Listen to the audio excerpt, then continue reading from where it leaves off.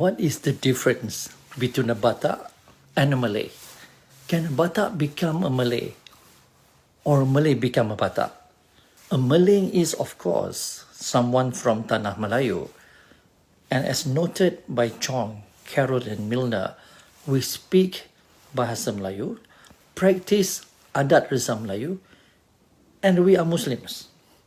Malayness should not be confused with race. Being Malay is to be part of a nation. It refers to a group of people that share certain common characteristics. It refers to ideas and to behavior. Can a Batak become a Malay? In his study of East Sumatra, John Anderson recounted that the Bataks lived mainly in the interior, while the Malays usually lived near the coast. When Anderson visited in 1823, he found that there were more Bataks than Malays. But according to Milner, by 1872, several Batak areas had become Malay.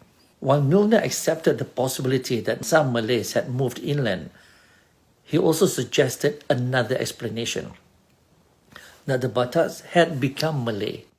He said that at the end of the 19th century, several European observers noted the existence in the region of a Malaynization process, a tendency among some Bataks to become Muslim Malays. The great-grandfather of the chief reigning in Sungal in the 1870s had become Malay, but the former's brother and his descendants remained pagan Bataks and stayed in the interior.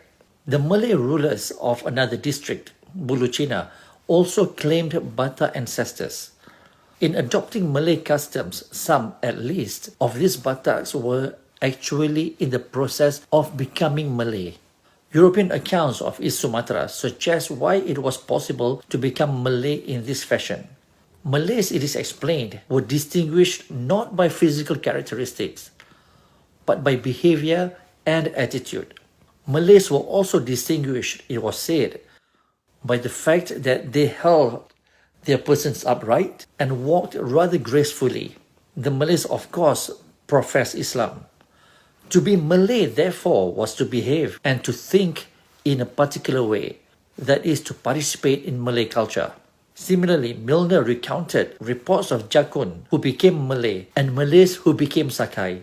It should be clear that a Muslim Batak or Jakun or Minang who speaks Malay, thinks like a Malay, and behaves like a Malay is considered Malay. We need to realize that how we define bangsa is not the same as how the West defines it.